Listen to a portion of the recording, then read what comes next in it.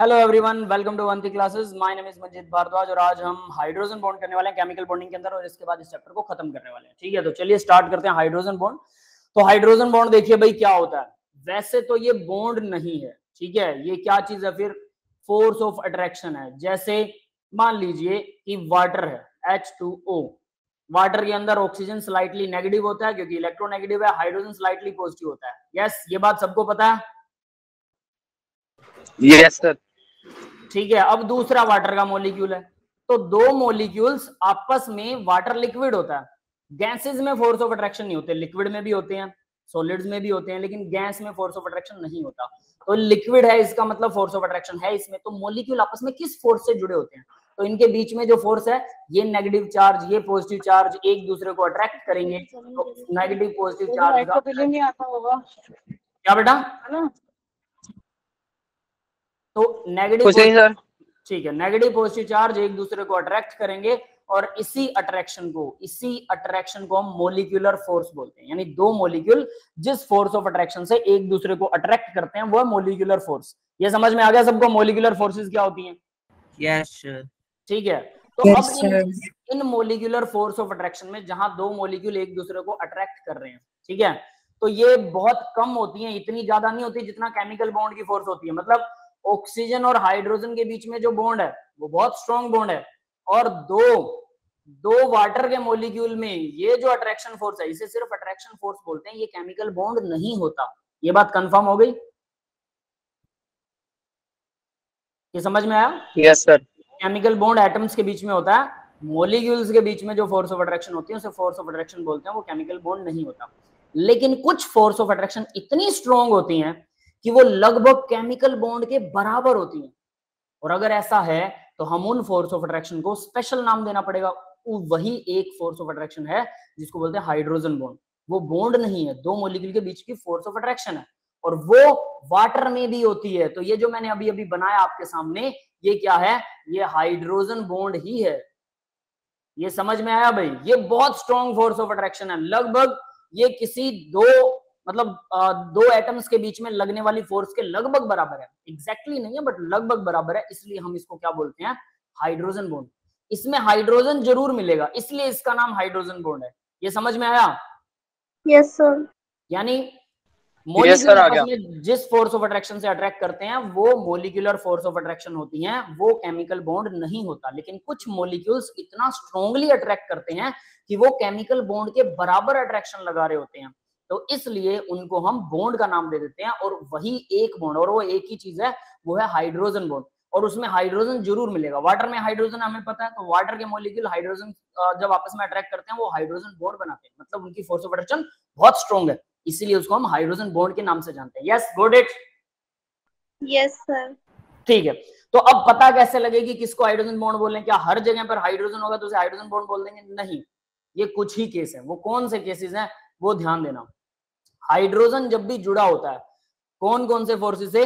Nitrogen, oxygen, fluorine, ये तीन atoms, सिर्फ तीन एटम्स नाइट्रोजन, ऑक्सीजन, फ्लोरीन, ठीक है, इन तीनों से मिलकर जो बॉन्ड बनता है हाइड्रोजन के साथ में, और उसके बाद उनके मॉलिक्यूल जब एक फोर्स ऑफ अट्रैक्शन से अट्रैक्ट करते हैं उसको बोलते हैं हाइड्रोजन बॉन्ड। यस, समझ में आया?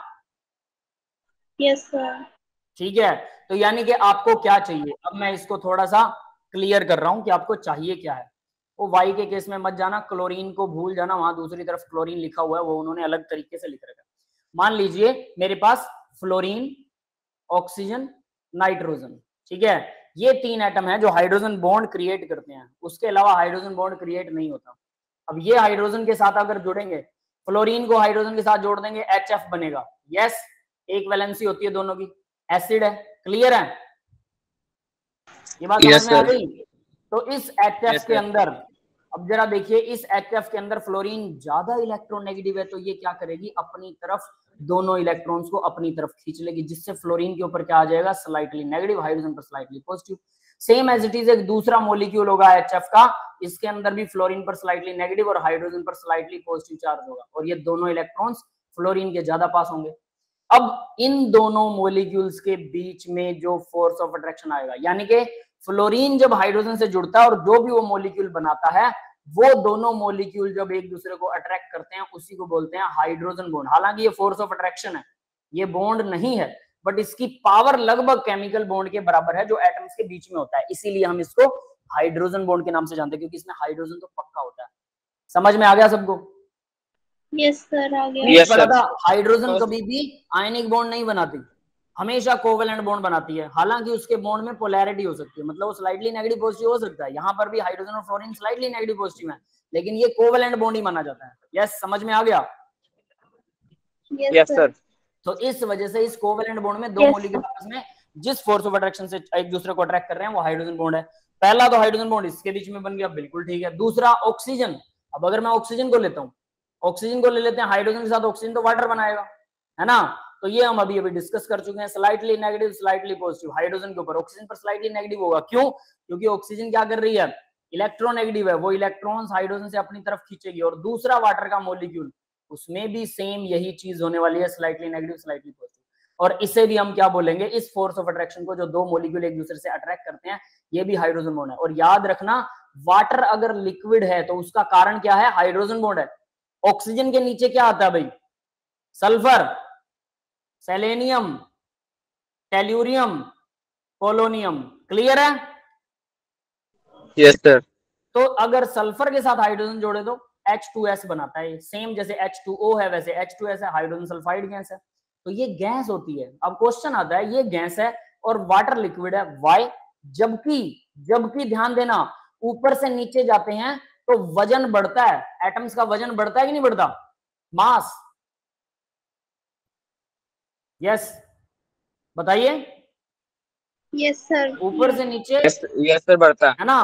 ऊपर से नीचे एटम्स का मास बढ़ रहा है, मास बढ़ रहा है तो भाई भारी कोई चीज हो रही है तो डेफिनेट सी बात है वो हवा में कैसे उड़ेगी, उसको मुश्किल होने वाली है। लेकिन वाटर लिक्विड है और H2S गैस है, वो गैस है। वजह, क्योंकि वाटर में हाइड्रोजन बॉन्डिंग है। अगर सोचो ये हाइड्रोजन बॉन्डिंग ना होती तो पानी लिक्विड ना होता, पानी लिक्विड ना होता तो अर्थ के ऊपर हमारा एग्जिस्टेंस ही ना होता। रूम टेम्परेचर पर लिक्विड है, वैसे तो किसी भी चीज को लिक्विड बना सकते हो, लेकिन रूम टेम्परेचर पर वाटर लिक्विड होता है, जबकि H2S गैस होती है। तो यही एक वजह, यानी ये हाइड्रोजन बॉन्ड कितनी बड़ी अहमियत निभा रहा है हमारी जिंदगी में भी, ये आप यहां से सोच सकते हैं। ठीक है, तो ये भी एक कंसिक्वेंसेस है, एक फायदा है हाइड्रोजन बॉन्ड का। तो दूसरा हाइड्रोजन बॉन्ड हो गया भाई, पहला ये हो गया, दूसरा ये हो गया। तीन ही एटम ऐसा कर सकते हैं मैंने बोला, तो क्या तीन ही बॉन्ड एग्जिस्ट करते हैं? तीसरा, इसके बाद में थर्ड को डिस्कस करते हैं। तो नाइट्रोजन, तीसरा एटम है नाइट्रोजन। नाइट्रोजन भी जब हाइड्रोजन के साथ बॉन्ड बनाएगा तो देखिए, नाइट्रोजन की वैलेंसी होती है 3, तो NH3 अमोनिया, ये अमोनिया बनाएगा। इसमें क्या हो रहा है, अमोनिया के अंदर हाइड्रोजन पर स्लाइटली पॉजिटिव और नाइट्रोजन पर स्लाइटली नेगेटिव होगा। सेम एज इट इज दूसरा अमोनिया होगा, NH3, हाइड्रोजन पर स्लाइटली पॉजिटिव, नाइट्रोजन पर स्लाइटली नेगेटिव होगा। दोनों के बीच में force of attraction positive negative लगेगी और ये भी हाइड्रोजन बॉन्ड बनाएगा। यस, क्लियर है?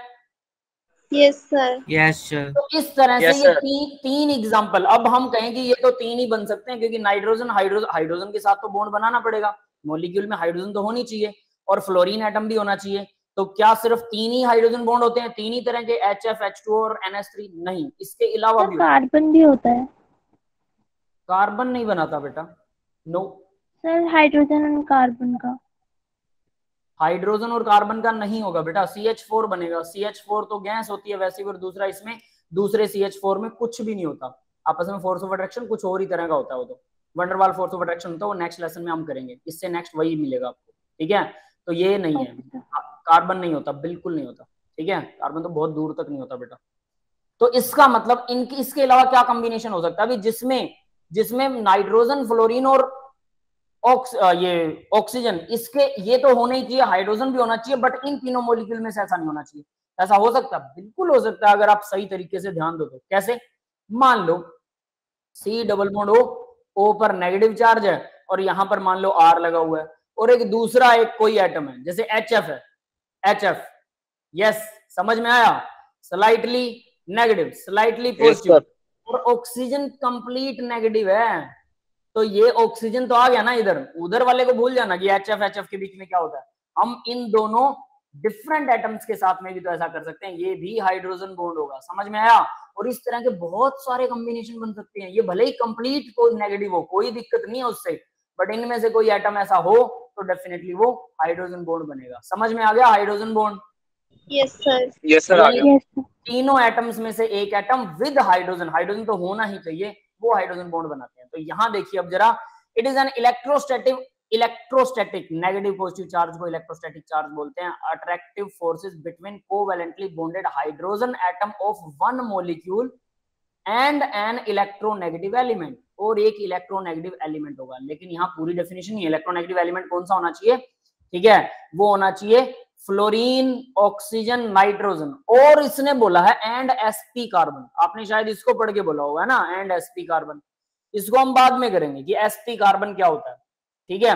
जब इसका एग्जांपल आएगा तब आपको खुद ही समझ में आ जाएगा कि ये हाइड्रोजन बॉन्ड बनाएगा कि नहीं बनाएगा और कैसे बनाएगा, इसकी वजह कुछ और होगी, ठीक है। sp कार्बन और नॉर्मल कार्बन में डिफरेंस क्या होता है? sp हाइब्रिडाइज्ड कार्बन बेटा, sp हाइब्रिडाइजेशन है ये।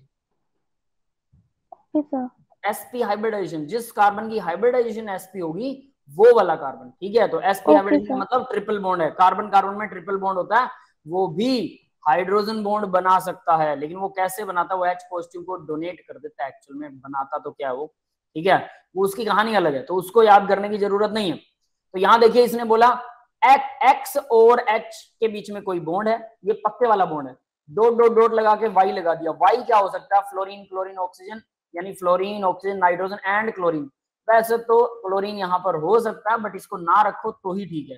यानी आप सिंपली ये वाले एग्जांपल याद कीजिए, यहां से आपको ज्यादा बेटर समझ में आएगी क्लैरिटी, उसके बाद में ये चीजें समझ में आएंगी। क्योंकि ये तो इन्होंने क्या करना है, हाइड्रोजन को पॉजिटिव बनाना है, और Y कंप्लीट नेगेटिव भी हो ना कोई दिक्कत नहीं है, कंप्लीट नेगेटिव, हाइड्रोजन बस स्लाइटली पॉजिटिव होना चाहिए, ठीक है। तो अगर हाइड्रोजन पॉजिटिव और स्लाइटली मतलब काफी सारा हाइड्रोजन पॉजिटिव होना चाहिए, थोड़ा सा नहीं, और काफी पॉजिटिव बनाने के लिए आपको नाइट्रोजन, ऑक्सीजन और फ्लोरीन ही चाहिए। समझ में आ गया? अब देखो, it is not formed in ionic compound, ये आयनिक कंपाउंड में नहीं बनता। ऑब्वियस है हाइड्रोजन होना चाहिए, और हाइड्रोजन हमेशा कोवेलेंट बॉन्ड बनाती है, तो ये लाइन तो वैसे ही कवर हो गई, क्लियर है। Next, hydrogen bond formed in polar covalent compound, not in non polar. Polar में होना चाहिए हाइड्रोजन बॉन्ड। CH4 जो होता है नॉन पोलर होता है, यहाँ पर स्लाइटली पॉजिटिव स्लाइटली नेगेटिव नहीं होता CH4 के केस में, तो इसलिए ये नॉन पोलर है, तो पोलर होना चाहिए, पोलर कोवेलेंट बॉन्ड, ठीक है। It is weak bond but stronger then van der Waals force. Van der Waals force से स्ट्रॉन्ग होता है, और ये वीक बॉन्ड होता है, असलियत में ये बॉन्ड होता ही नहीं, ये बॉन्ड लिखना ही गलत है, ठीक है, ये बॉन्ड नहीं होता है, ये अट्रैक्टिव फोर्स है। यहाँ पर जो लिखा हुआ है ना, अट्रैक्टिव फोर्स होती है ये, ठीक है, समझ में आया, इसको याद रखिए, ये इंपॉर्टेंट चीज है, ये बॉन्ड नहीं है, बट इसलिए बॉन्ड के बराबर होता है, जैसा मैंने बोला, इसलिए इसको हम बॉन्ड बोल देते हैं। It is also known as dipole dipole attraction. ये डाइपोल डाइपोल अट्रैक्शन भी है, ये क्या चीज है ये भी हम बाद में देखेंगे, ये नेक्स्ट लेसन में आएगा, डाइपोल डाइपोल अट्रैक्शन, वहां पर फिर से हाइड्रोजन बॉन्ड आएगा भाई, ठीक है। जैसे इसने ये HF वाला एग्जाम्पल दिया, ये हम कर चुके हैं, यस क्लियर है सबको? Yes sir. ठीक है, main condition for hydrogen bonding, अब कंडीशन बताएगा ये, तो मैंने कुछ पॉइंट लिखे, इन पॉइंटों से कोई फर्क नहीं पड़ता, आप अपनी तरफ से डेफिनेशन दे सकते हो। Most electronegative element when combine with hydrogen, most electronegative element कौन से, nitrogen, oxygen, fluorine, when combine with hydrogen and their molecules attract each other because the molecule will become polar, वो पोलर मॉलिक्यूल बनाएंगे और वो molecule एक दूसरे को attract करेंगे, इस अट्रैक्शन फोर्स को क्या बोलते हैं, हाइड्रोजन बॉन्ड।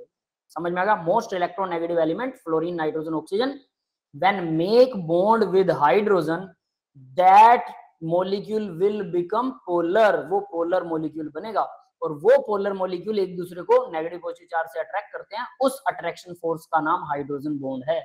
समझ में आ गया हाइड्रोजन बॉन्ड की definition? Yes sir. Yes sir आ गई। ठीक है, तो यहाँ देखिए main condition for hydrogen bond, तो यहाँ कंडीशंस वैसे मैं आपको पहले ही बता चुका हूँ, should be covalently bonded with high electronegative element like, देखो ये तीनों यही बोले ना इसने, अब यहाँ पर ये sp हाई कार्बन को भूल गया ना, sp कार्बन को नहीं लिखा इसने, वरना लिख सकता था। नेक्स्ट देखो, atomic size of electronegative element should be small, electronegative element का यानी कि यही तीनों होने चाहिए, क्लोरीन नहीं होता इसमें, ये भी याद रख लेना, ठीक है। Order of atomic size, nitrogen का बड़ा है, ऑक्सीजन का भी बड़ा, फ्लोरीन सबसे छोटा, ये हमें पता ही है। ऑर्डर ऑफ इलेक्ट्रोनेगेटिविटी फ्लोरीन की सबसे ज्यादा है, 3.5 3, ये तो ऑर्डर पता होगा सबको। यस सर पता है ना, कार्बन से लेकर carbon nitrogen, oxygen, fluorine, neon, ये सब के सब मतलब 3 से चलिए आप, 3 और 2.5, 3, 3.5, 4 ऐसे चलती है पाउलिंग स्केल के ऊपर। नेक्स्ट देखिए, स्ट्रेंथ ऑफ हाइड्रोजन बॉन्ड जो है वो डायरेक्टली प्रोपोर्शनल होता है इलेक्ट्रोनेगेटिविटी ऑफ एलिमेंट और इनवर्सली प्रोपोर्शनल होता है साइज ऑफ जेड। ठीक है, तो ये ऑब्वियस सी बात है भाई, जितनी ज्यादा इलेक्ट्रोनेगेटिव, फ्लोरीन सबसे ज्यादा स्ट्रॉन्गर हाइड्रोजन बॉन्ड बनाएगा, ऑक्सीजन लेस बनाएगा, नाइट्रोजन उससे लेस बनाएगा। क्यों? फ्लोरीन सबसे ज्यादा इलेक्ट्रॉन्स को अट्रैक्ट करता है, सीधी सी बात है। ठीक है, तो ये पॉइंट वैसा ही है, इसको याद करने की जरूरत नहीं, इसे समझिए, ये समझने की चीज है। Hydrogen bond bonding occur in HCN, HCN में हाइड्रोजन बॉन्डिंग हो रही है due to carbon nitrogen triple bond, sp hybridized. अब ये जो था ये वो था कि समझ लो कि एक्सेप्शन की तरह काम करता है, कि यहां पर मैंने बोला था कि जब ये sp वाला आएगा तब मैं आपको इसकी कहानी समझाऊंगा, इसको याद नहीं करना है फिलहाल। ठीक है, तो यहां पर किस लिए होता है, ध्यान दो, यहां पर भी नाइट्रोजन बैठा है। ठीक है, हाँ रचना बेटा बोलो, कोई डाउट है? Yes sir. सर जैसे बोलो। फ्लोरीन सबसे स्मॉलेस्ट एलिमेंट होता है पीरियोडिक टेबल में, सर फिर फ्लोरीन का जो आयन होगा फ्लोरीन नहीं जैसे। है, फ्लोरीन सबसे स्मॉलेस्ट नहीं है, हीलियम है। सर साइज में। हाँ, साइज में हीलियम सबसे छोटा है पीरियोडिक टेबल में बेटा। ओके दो सर। न्यूक्लियस में 2 प्रोटॉन और 2 इलेक्ट्रॉन है, पहली शेल। फ्लोरीन में तो 2 शेल होती हैं, है ना, और कितने होते हैं, 9 इलेक्ट्रॉन होते हैं। Okay sir. समझ गए? फिर भी आप अपना क्वेश्चन बोलो, क्या था? सर अगर जैसे हम हीलियम का जैसे कुछ आयनिक कुछ अगर हम उसे बनाएंगे आयन हीलियम का, तो वो भी स्मॉलेस्ट ही होगा। क्या क्या बनाएंगे? सर अगर हम हीलियम का आयन बनाएंगे जैसे He आयन माइनस बड़ा हो है। जाएगा, समझ गया मैं, आयन बड़ा हो जाएगा बेटा, जब भी एक इलेक्ट्रॉन एक्स्ट्रा डालोगे तो वो बड़ा हो जाएगा। ठीक ओके है, सर। इलेक्ट्रॉनिक रिपल्शन बढ़ जाएगी, जिससे रिपेल करेंगे, इलेक्ट्रॉन ज्यादा हो गए, नेगेटिव चार्ज आ गया, वो बड़ा हो जाएगा, उसका साइज बड़ा हो जाएगा। ठीक है, तो सबसे जो छोटा एटम है वो हाइड्रोजन हीलियम है, और सबसे छोटा आयन जो है पॉजिटिव आयन, वो कौन सा है? वो हाइड्रोजन का पॉजिटिव आयन, क्योंकि उसके पास तो कुछ होता ही नहीं, अकेला प्रोटॉन होता है ना। यस और सर। सबसे छोटा नेगेटिव आयन अगर आप बात करो तो नेगेटिव आयन सबसे छोटा फ्लोरीन है, ये मान सकते। ठीक है, ओके सर। नेगेटिव आयन, क्योंकि इसके अलावा कोई और दूसरा नेगेटिव आयन तो एग्जिस्ट नहीं करता है कि उसको जबरदस्ती बनाया जाए, तो वो अलग बात है। तो यहां देखिए होता क्या है, कार्बन HCN के केस में, अब इस पॉइंट को हम इंपोर्टेंट मार्क कर सकते हैं या कुछ भी बोल सकते हैं, HCN ट्रिपल बॉन्ड है, sp hybridized, electronegativity of the carbon and nitrogen increases, carbon और नाइट्रोजन की इलेक्ट्रोनेगेटिविटी इंक्रीज हो जाती है। अब इसका क्या मतलब है? ठीक है, पहली बात तो इसके साथ नाइट्रोजन जुड़ा हुआ है, तो देखिए होगा क्या यहां पर, HCN के केस में कार्बन ट्रिपल बॉन्ड नाइट्रोजन, ठीक है, विद 1 लोन पेयर। ठीक है, और यहां पर है हाइड्रोजन इसके साथ ये हाइड्रोजन जुड़ा हुआ है। तो नाइट्रोजन क्या करता है अभी, नाइट्रोजन इलेक्ट्रोनेगेटिव एलिमेंट है, लेकिन ट्रिपल बॉन्ड में sp। अब हमें पता है 1 sigma bond 2 pi bond, yes, yes sir. 2 pi bond होंगे ना, दोनों के दोनों 2 पाई बॉन्ड होंगे, और यहां पर कार्बन एक और सिग्मा बॉन्ड बना रहा, मतलब कार्बन के 4 बॉन्ड है जिसमें 2 सिग्मा है ना, तो कार्बन की हाइब्रिडाइजेशन क्या होगी, sigma bond and lone pair, बताओ कितनी होगी, कितना है, 2 sp हाइब्रिडाइजेशन होगी, कैसे, एक 2 सिग्मा बॉन्ड है, लोन पेयर 0 है, तो s और p, sp will be the hybridization. समझ में आया? Yes sir. अकेली s हाइब्रिडाइजेशन नहीं होती, sp होती है, sp2 होती है, sp3 होती है, sp2 तो हमने कर ली थी, लेकिन sp हमने शायद नहीं की थी, है ना, ट्रिपल बॉन्ड वाली, तो कोई दिक्कत नहीं है, वो भी आगे आएगा। ट्रिपल बॉन्ड कार्बन कार्बन में जब कार्बन ऑर्गेनिक करेंगे तब आपको मैं ट्रिपल बॉन्ड वाली हाइब्रिडाइजेशन भी समझाऊंगा। ठीक है, वो कैसे होती है, खैर ये यही है, कोई दिक्कत नहीं है, बट उसका डायग्राम बना के बता दूंगा आपको, तब हम ऑर्गेनिक में करेंगे उसको। तो sp हाइब्रिडाइजेशन है। अब इसमें करेक्टर बताओ भाई, s character, percent s character कितना होगा, 100 डिवाइडेड बाय 2, क्योंकि 2 ही ऑर्बिटल है, 50% ईच, यस। Yes sir.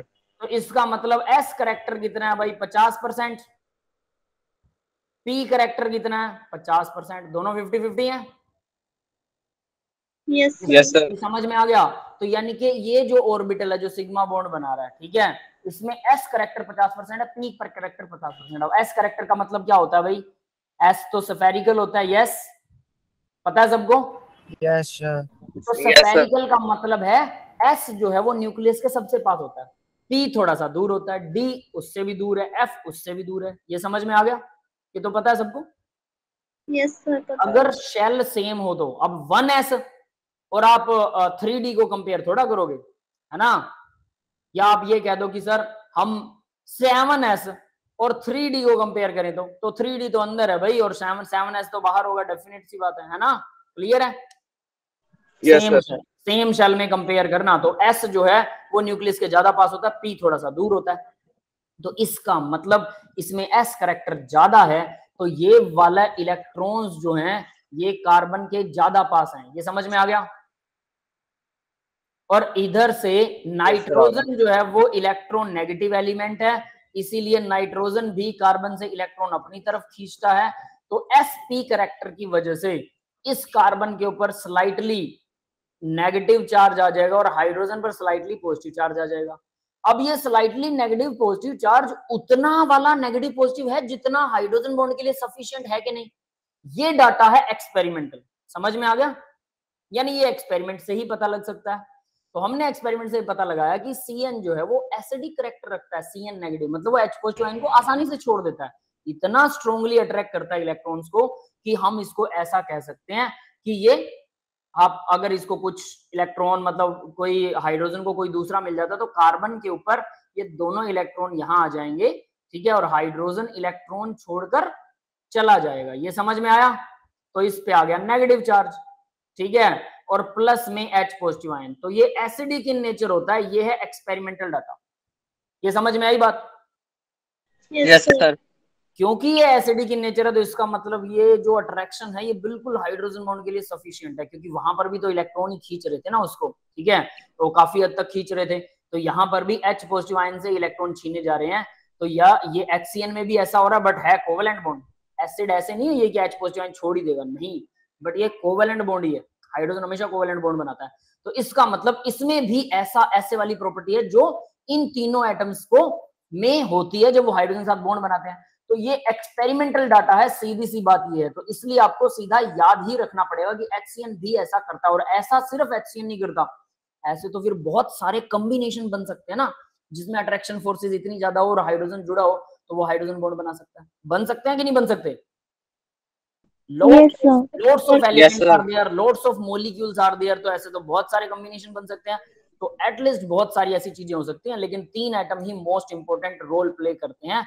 उसके अलावा HCN काफी हद तक यूज होता है, तो इसलिए आप इसको याद रख सकते हो, बट ये कहना कि HCN को उसमें इंक्लूड करें हम, ठीक है, वो थोड़ा सा अटपटा हो जाएगा।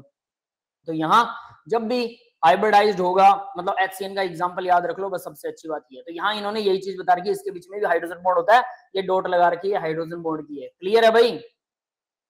Yes, sir. ठीक है, यस सर। ठीक है। अब बात आती है types of hydrogen bond. Types कितने टाइप की होती है? तो ये हाइड्रोजन बॉन्ड 2 तरह का होता है, इंटरमोलिक्यूलर, इंट्रामोलिक्यूलर। इंटरनेशनल का नाम सुना आप लोगों ने? International Yes, sir. दो देशों के बीच, 2 अलग अलग कंट्रीज के बीच में अगर कोई चीज, मान लो कोई गेम खेली जाती है तो उसको इंटरनेशनल क्रिकेट बोलते हैं, या इंटरनेशनल बास्केटबॉल बोलते हैं, या इंटरनेशनल फुटबॉल मैच बोलते हैं ना, तो वो होता है इंटरनेशनल। और इंट्रा होता है विद इन द कंट्री। जैसे आपके स्कूल में अगर कोई गेम होती है तो हम उसको बोलते हैं इंट्रा स्कूल गेम्स, सिर्फ आप ही के स्कूल में है। अगर 2 अलग अलग स्कूलों के बच्चे आपस में गेम कर रहे हैं तो हम उसे बोलेंगे इंटर स्कूल गेम्स, 2 अलग अलग स्कूलों के बीच में। अगर एक ही कंट्री के बीच में गेम होती है, जैसे अगर हम लोग बात करें बास्केटबॉल, अगर हम अपनी कंट्री के अंदर अलग अलग स्टेट्स के साथ में अलग अलग बच्चे हो जो अलग अलग स्टेट से आते हो और वो आपस में गेम खेल रहे हैं, तो हम उसको बोलेंगे इंट्रा क्या बोलते हैं उसे, इंट्रा कंट्री गेम, है ना, एक ही कंट्री के with in the country.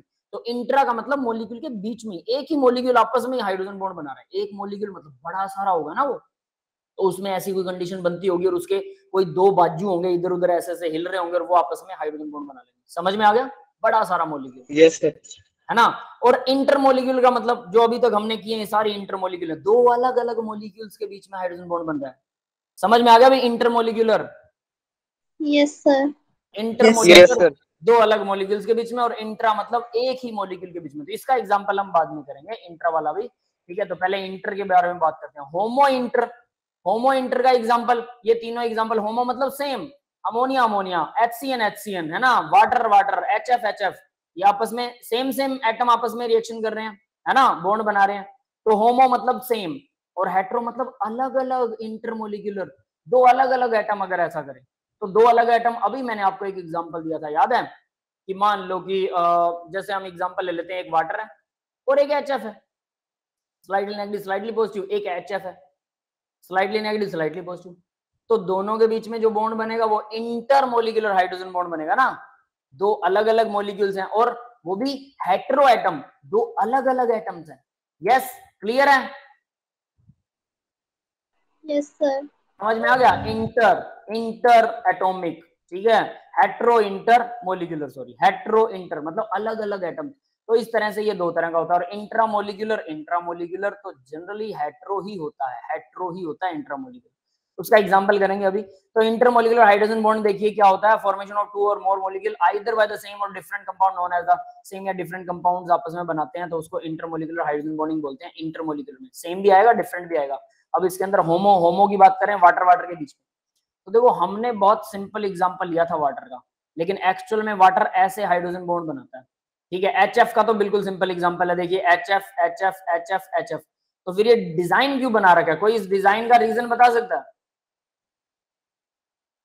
Sidhi line में क्यों नहीं जोड़ा? मैंने आपको सीधी लाइन में HF का बॉन्ड बना के दिखाया, ये देखिए सीधा सीधा, यस, है ना। इन्होंने ये डिजाइन क्यों बनाया, कोई बताएगा मेरे को? कोई मॉलिक्यूल स्ट्रक्चर क्यों बनाता है? Lone pair, bond pair, repulsion. Fluorine के पास 3 लोन पेयर हैं, तीनों लोन पेयर रिपेल करते हैं। तो यहां पर अगर आप 3 लोन पेयर दिखाओगे ऐसे, इसके ऊपर भी 3 लोन पेयर दिखाओगे, फिर इस पे फिर से 3 लोन पेयर दिखाओगे, तो सीधा तो नहीं जुड़ेगा। ये जुड़ सकता है क्या सीधा? No sir. समझ में आ गया ना? समझ में आया कि नहीं? तो हमने अभी लोन पेयर बॉन्ड पेयर वाली वेस्पर थ्योरी पढ़ी थी, और मुझे लग रहा है वेस्पर थ्योरी किसी ने ढंग से करी नहीं है ना। 3 लोन पेयर होते हैं फ्लोरीन के ऊपर, दैट इज वाई ये सीधा स्ट्रक्चर नहीं बनाता। एक फ्लोरीन एटम के ऊपर बना रहा हूं मैं ताकि आपको याद रहे कि इसके ऊपर 3 लोन पेयर हैं, इस वजह से सीधा स्ट्रक्चर नहीं है। तो वाटर कौन सा सीधा बनाएगा? बट आप ऐसा दिखा सकते हो, कोई दिक्कत नहीं है। किसी को प्रॉब्लम है तो ये वाला दिखा दो, कोई टेंशन वाली बात, क्योंकि यहाँ तो 2 ही आइटम दिखाए हमने, है ना, और लोन पेयर हम शो नहीं कर रहे, तो सीधी सी बात है। बट वाटर अब कैसा करता है? वाटर को देखो, इन्होंने जैसे वाटर दिखा रखा है, हम इसको वैसा ही बनाने की कोशिश करेंगे। वाटर को होता क्या है, ऑक्सीजन के पास में होते हैं 2 लोन पेयर, है ना, यहाँ पर एक हाइड्रोजन लगा, बेंट स्ट्रक्चर होता है। बॉन्ड एंगल कितना होता है वाटर का? 104.5 डिग्री। यस, 107। आप लोगों को 107 कहाँ अटक गए हो आप लोग? मेरे को समझ में नहीं आ रहा। अमोनिया वाला नाइट्रोजन पर NH3, हाँ, अमोनिया वाला इसमें चिपका रहे हो, इसका अमोनिया में चिपका रहे हो। जब अमोनिया का पूछो तो दोनों में एक जैसा लगता है सर इसका नहीं होता उसका, उसका नहीं होता एक जैसा लगता है। 10 बार बनाओ और लिखो, फिर दोनों अलग अलग हो जाएंगे, ठीक है। फिर भी ना हो तो 50-60 बार और बना लो, ठीक है। ये कंफ्यूजन ही नहीं होनी चाहिए। मैं हमेशा इसी चीज को बोलता हूँ कि जितना ज्यादा प्रैक्टिस करें, प्रतीक बेटा माइक बंद कीजिए अपना, जितना ज्यादा प्रैक्टिस करेंगे उतना ज्यादा आपको जल्दी आएगा। इसमें डिस्टिंग्विश करना, देखिए सेम चीजें दूर से सेम नजर आती हैं, सबको सब कुछ सेम ही नजर आता है। प्लास्टिक की कुर्सी ले लो, लोहे की कुर्सी ले लो, दोनों के ऊपर सेम पेंट लगा दो, दूर से सब सेम ही नजर आएगा। जो उस पेंट के होते हुए भी उसको डिस्टिंग्विश कर सके उसको बोलते हैं दिव्य दृष्टि। तो अपनी दिव्य दृष्टि केमिस्ट्री वाली बनाओ, और वो दिव्य दृष्टि प्रैक्टिस से आती है, गहन अध्ययन से, हार्ड वर्क से। समझ में आया? तो इसमें गलतियां नहीं होनी चाहिए। गलती हो रही इसका मतलब प्रैक्टिस कम है, सीधी एक ही बात होती है कि गलती हो रही है मतलब प्रैक्टिस नहीं की या बहुत कम है। तो वाटर का मॉलिक्यूल ऐसा है। अब दूसरा वाटर का मॉलिक्यूल बनाते हैं, तो ये हाइड्रोजन पर स्लाइटली पॉजिटिव, ये पॉजिटिव, ये ऑक्सीजन पर स्लाइटली नेगेटिव, ये हाइड्रोजन पर स्लाइटली पॉजिटिव। आप कहेंगे ये 2 पॉजिटिव है तो ये 2 नेगेटिव होना चाहिए, है ना? यस, ये समझ में आया? Yes sir. Yes sir. ये स्लाइटली 2 नेगेटिव ही होता है, लेकिन ये 2 नेगेटिव भी इतना कम स्लाइटली नेगेटिव है कि हम इसको स्लाइटली नेगेटिव ही बोल दें, कोई फर्क नहीं है। बट इनके कंपैरिजन के हिसाब से तो यहाँ पे 2 लगना बनता है, ये बिल्कुल सही है, ठीक है। बट नहीं भी लगाएंगे क्योंकि ये दोनों तीनों बहुत थोड़े थोड़े होते हैं, इसलिए हम इसको ना के बराबर मानते हैं, तो कोई फर्क नहीं पड़ता। पर होना तो यही चाहिए, एग्जैक्टली तो यहाँ 2 होना चाहिए, ठीक है। तो इसको याद रखिए, समझ लीजिए, चॉइस इज योर्स, पर कोई फर्क नहीं पड़ता, तो हम भी यहाँ पे नहीं लगाएंगे, है ना। अब देखो दूसरा आइटम है ऑक्सीजन का दूसरा मॉलिक्यूल, ये रहा दूसरा मॉलिक्यूल। इसको कुछ ऐसे ही बनाना पड़ेगा जैसे ये है। अब यहाँ पर भी स्लाइटली नेगेटिव है, ये स्लाइटली पॉजिटिव है, ये स्लाइटली पॉजिटिव है। तो होगा क्या, ये वाला हाइड्रोजन इस एटम से जुड़ा हुआ है, ये हाइड्रोजन बॉन्ड है, H बॉन्ड, ठीक है। और दूसरा यहाँ पर एक और हाइड्रोजन जो है वो एक और ऑक्सीजन से जुड़ा होगा, और इसके पास में भी इस तरह से 2 हाइड्रोजन होंगे, और ये ऐसे चेन चलती जाएगी, slightly negative, slightly negative, slightly positive, ये भी स्लाइटली पॉजिटिव, और ये भी हाइड्रोजन बॉन्ड है, और इस तरह से ये चेन चलती जाएगी। ये कुछ ऐसे बनाते हैं, ठीक है। तो ऐसे बनाते बनाते ना, ध्यान देना यहाँ पर, ये बहुत इंपॉर्टेंट चीज है, ये एक स्क्वायर टाइप में बन गया, हालांकि 3D मॉलिक्यूल है, ये 3D होता है ना, तो यहाँ पर एक चौरस डब्बा बन जाता है, क्यूब जैसा, समझ में आ गया, क्यूब जैसा चौरस डब्बा। Yes sir. क्लियर है बेटा? तो क्यूब जैसा चौरस डब्बा बनता है यहाँ पर, और ये खाली जगह हो जाती है, खाली जगह हाइड्रोजन बॉन्ड की वजह से, ठीक है। तो जब पानी को ठंडा किया जाता है तो हाइड्रोजन बॉन्डिंग क्या होती है, उसमें हाइड्रोजन बॉन्डिंग होती है, ठंडा करते हैं तो हाइड्रोजन बॉन्डिंग पूरी तरह से नहीं होती, मतलब हाइड्रोजन बॉन्ड भी तो, पानी भी तो इधर उधर घूमते रहते हैं, पानी के मॉलिक्यूल्स, तो हाइड्रोजन बॉन्ड टूटता रहता है, बनता रहता है, टूटता रहता है, बनता रहता है। जब ठंडा करते हैं तो ये मॉलिक्यूल एक दूसरे के पास आना शुरू हो जाते हैं, लेकिन जब इसको बिल्कुल जमा देते हैं तो क्रिस्टलाइन स्ट्रक्चर बनाते हैं, ये कुछ ऐसा ही स्ट्रक्चर, कुछ ऐसा, not exactly, but crystalline structure बनाएंगे। क्रिस्टलाइन का मतलब है परफेक्ट मैनर में जिस वाटर को जहां होना चाहिए वहीं जुड़ेगा। ऐसा नहीं हो सकता है कि आप लोग ये कहें कि ये सर ये घुमा के लगा देते हैं, घुमा के मतलब ऑक्सीजन को यहाँ लगा देते हैं, हाइड्रोजन को यहाँ लगा देते हैं, ये लो सर जगह होगी कम, ये वाली जगह कम हो गई। यस, समझ में आ रहा है? Yes sir. ऐसा नहीं हो सकता, क्यों? हर किसी सॉलिड का अपना एक परफेक्ट स्ट्रक्चर होता है, वो उसी मैनर में बैठेगा, उसी मैनर में जमेगा, वो अपने मैनर को नहीं छोड़ता, ये नेचर है उनका। तो बर्फ जब बनती है उसका भी एक परफेक्ट मैनर होता है, वो कुछ इसी तरह का होता है जिसमें अंदर स्पेस रह जाता है, और वो स्पेस मतलब अगर अंदर स्पेस रह गया, जब वाटर के मॉलिक्यूल घूम रहे थे, सोचो इधर उधर चल रहे थे, बर्फ में तो नहीं चलते, आइस में तो सॉलिड हो जाते हो, जो वो इधर उधर चल रहे थे तो उनके अंदर का जो स्पेस था वो कभी कम हो जाता था, कभी हल्का फुल्का बढ़ जाता था। जरूरत से ज्यादा तो नहीं बढ़ सकता क्योंकि हाइड्रोजन बॉन्ड उनको छोड़ता नहीं है, तो बढ़ेगा नहीं, कम ही होता था। लेकिन जब चलना बंद हो गए तो वो परफेक्ट मैनर में जमेंगे, तो हर कोई अपनी अपनी जगह खाली छोड़ के और बढ़िया तरीके से बैठेगा। जनरली ये होता है कि सॉलिड्स जब एक दूसरे के अंदर फिट बैठते हैं, जनरली ऐसा होता है कि वो सॉलिड क्या करते हैं, वो परफेक्टली बैठते हैं और वो आपस में एक दूसरे के ज्यादा पास आ जाते हैं। बट आइस के केस में यहां होता है उल्टा, वो पास आने की बजाय क्या होते हैं, वो थोड़े से दूर चले जाते हैं, जिसकी वजह से आइस पानी पे तैरती है, आइस की डेंसिटी घट जाती है खाली जगह की वजह से। ये समझ में आया सबको? यस सर, आ गया। ठीक है, ये वजह है आइस पानी पे तैरती है। 1 मिनट रुको।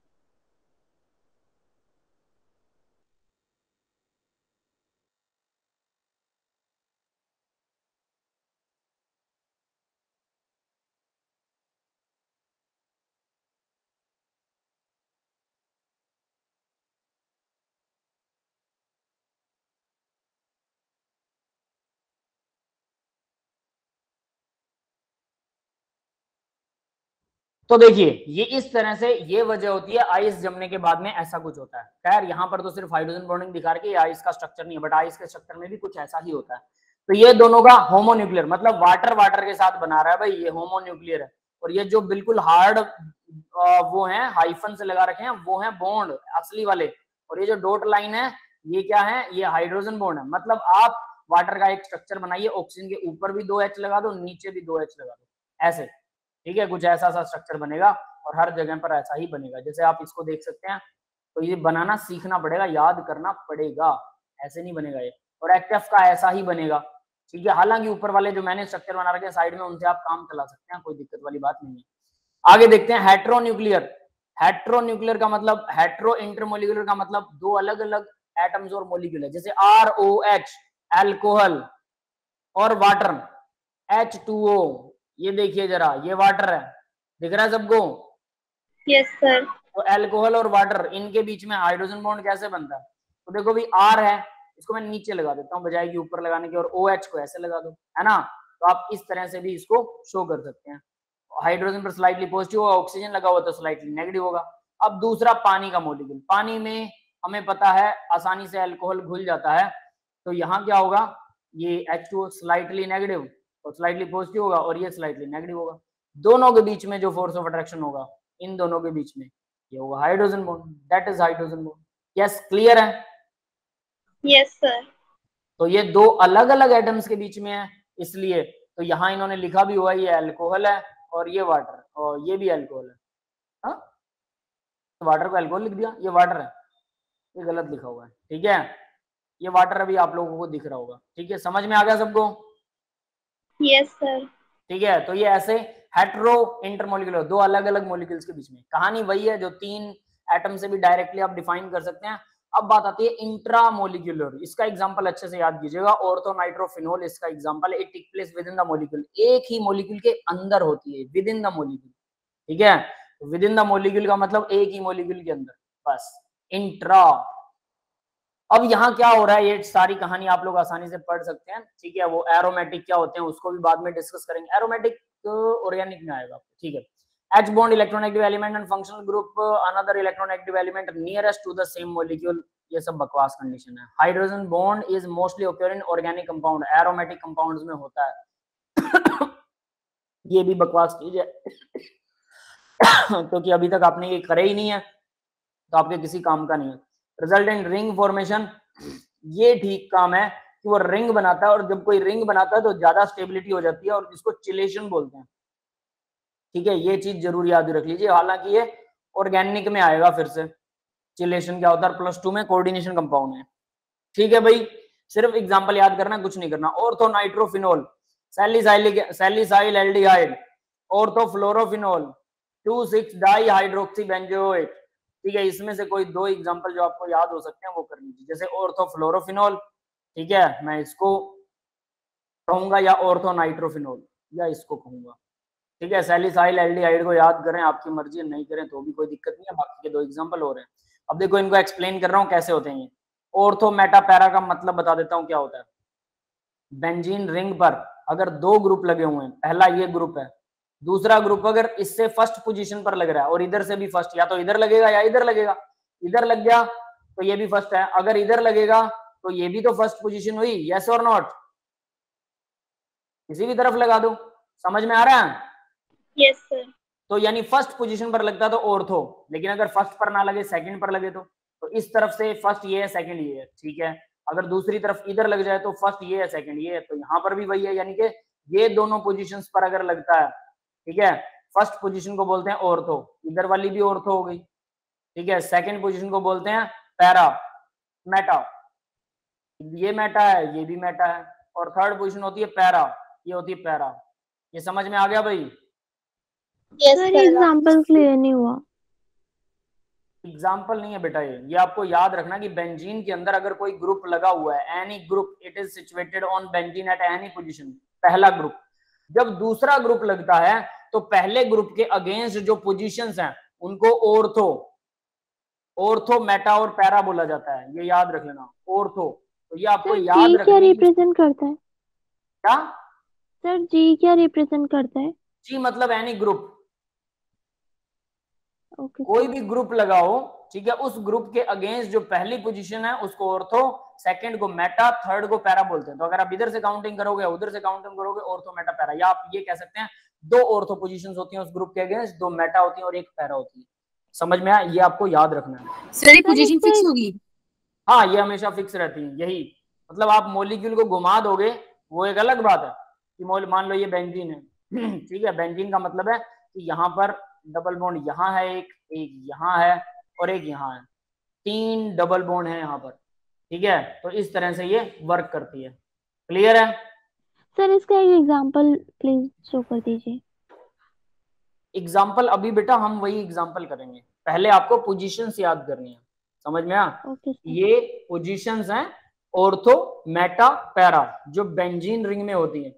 ग्रुप अगर कोई लगा हुआ है उसके अगेंस्ट कोई दूसरा ग्रुप आप डालोगे, कोई भी दूसरा, तीसरा नहीं, सिर्फ 2 ही ग्रुप जुड़े हों, तो मैंने तो यहाँ पे 6 दिखा दिए ग्रुप, ग्रुप 6 नहीं है, पहला ग्रुप लगा हुआ है, ठीक है, तो वो तो पहली पोजीशन पर है, उसका कोई चक्कर ही नहीं है। हालांकि उसको इप्सो पोजीशन भी बोलते हैं, लेकिन वो आपके अभी काम का नहीं है, बाद में बात करेंगे उसकी। उसके अगेंस्ट कोई दूसरा ग्रुप लग रहा है तो वो दूसरा 5 जगह है जहां पर 2 ऑर्थो, 2 मेटा और 1 पैरा, 5 पोजीशन है जहां पे वो ग्रुप जुड़ सकता है। तो अगर वो दोनों ऑर्थो वाली यानी इन दोनों पोजीशन में लगता है तो उसको ऑर्थो ग्रुप बोलेंगे, अगर वो उससे नीचे वाली में लगता है तो दोनों को मेटा बोलेंगे, अगर उससे नीचे लगता है ग्रुप के अगेंस्ट तो उसे पैरा पोजीशन बोलेंगे। समझ में आया?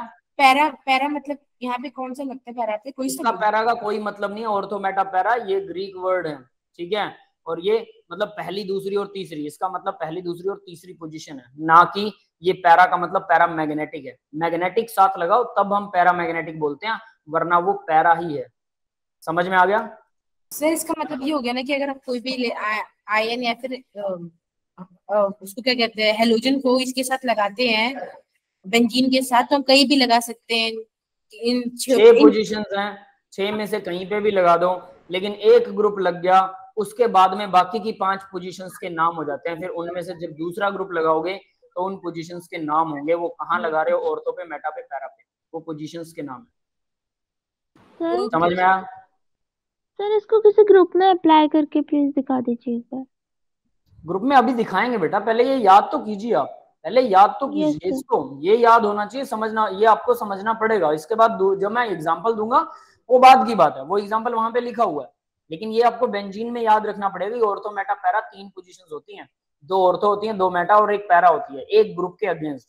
सीधी बात, नंबरिंग है ये। आप इसको इतना मतलब आई डोंट अंडरस्टैंड कि आप लोग इन ऐसी चीजों को क्यों सीरियस, कुछ ज्यादा ही सीरियस हो, तो जैसे पता नहीं मैंने कुछ और ही भूत लिख दिया हुआ है ना। ये लो यहाँ पर कोई चीज लगी हुई है XYZ, अब मैंने कहा कि बेंजीन में आपको कोई चीज जोड़नी है, तो मैं कहता हूं ये दोनों पहली पोजीशन है, ये दोनों दूसरी पोजीशन है, ये तीसरी पोजीशन है, बताओ, बस आप बताओ कौन सी पोजीशन पे जोड़ोगे, कहीं पे भी जोड़ लो, उस पोजीशन का नाम क्या होगा? तो 1 2 3 उनका नंबर लिख दूं 1 2 3 तो वो इजी हो जाएगा।